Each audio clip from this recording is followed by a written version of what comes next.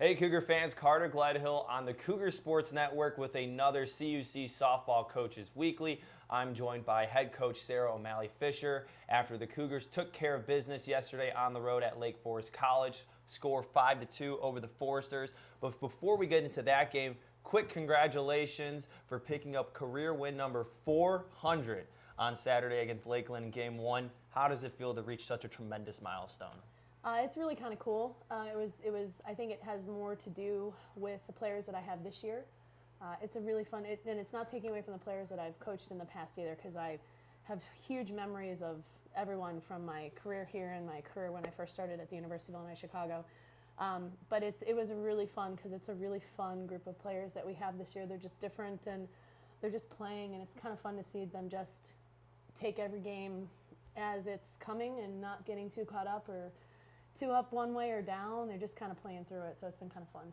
And that was a tight, close game as well in Game 1, 3-2. Team pulled out all the stops, and this offense for your team has been rolling. Talking second best batting average in the conference, leads the conference in RBIs.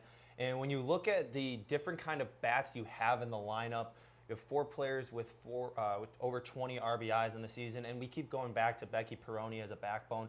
But Arissa Santos as well has the best batting average in the conference for freshmen. Can you just talk about her approach at the plate and what's led her to be so successful? She makes adjustments. Her at-bats are deep. They're all quality at-bats. You know, she's not going up there and she's not swinging at 1, 2, 3. You know, she's seeing pitches. She's fouling pitches off. So it's the amount of pitches she sees per bat that I think allows her to be able to have had the success that she's had so far. And you know, one at bat, she doesn't do well, she doesn't carry it to the next one. She's really good about trying to make those adjustments. And for a freshman, she's done a great job, you know, and it's been exciting to kind of watch her and see her grow as the season has gone on. So it'll be cool to see in the next few weeks as well. Another thing that she's done so well is been able to play multiple positions on the field. We've seen Becky Peroni open up at shortstop, but we also saw over the weekend she went behind home plate and she did some catching as well, so Arissa slides over to shortstop. That's not an easy transition at times for a freshman to make, to be able to switch around, but what are her teammates seeing from her and being able to make those adjustments in game?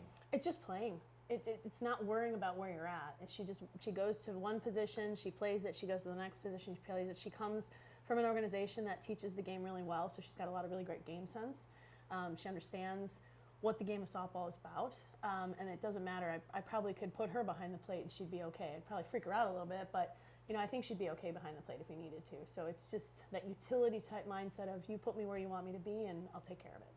Looking at the weekend and going back to also yesterday with Lake Forest, you've played in a lot of different kinds of games this season. The game 1 on Saturday against Lakeland, that was a game where you put up 3 runs in the 5th inning, and then that was how that game was won.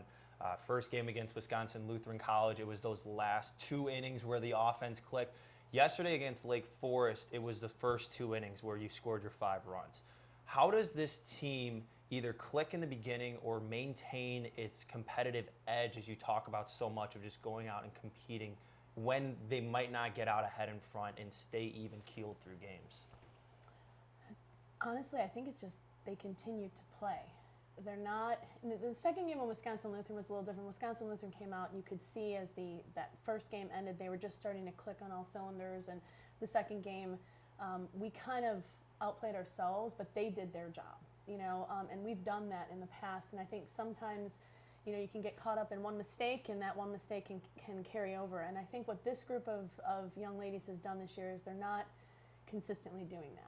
They're consistently letting things go. It rolls off their back, whether it's a dab or it's, you know, something along those lines that they're doing in the field to stay loose and to enjoy the game itself. I think that's just a little bit different. Like, you know, we're gonna go. We went and played. Lakeland's a very competitive team. We played Wisconsin Lutheran. Records don't indicate how competitive the teams are in our conference. We face Edgewood on Friday now. It's going to be a great games with them. Alverno broke their conference loss streak over yesterday, but they're competitive. They're playing. They're scoring runs. It's no one in this conference. You can't take anyone in this conference for granted. And I just think our kids go out and play, and I think that's the difference in how we can maintain it. And when things get close, that's why you play. Like, you don't want to have a blowout. You want to go and play those close games because that's, you know, the 400th for me was a 3-2 game, and that was more exciting than anything else. You know, it's kind of cool. So. And that win yesterday against Lake Forest, all 4 pitchers for your team stepped up. They contributed. That's something that you've preached and talked highly about these pitchers, is that they are just ready to go whenever their name is called. The other thing about that game as well, that was the first time in program history you've won the season series against Lake Forest College, picking up the win after also winning on the opener of this season. And between that opening day win against Lake Forest and yesterday, what have you seen so far throughout the season that this team has done so well and maybe has exceeded your expectations? Consistency. And again, it's that we talk about the idea of wanting to win and the desire to win. They're 2 very different things. And you can all say you want to win, and we all want to win, but that desire is to be able to find ways to stay focused on the process and to understand that the process is going to have ups and downs.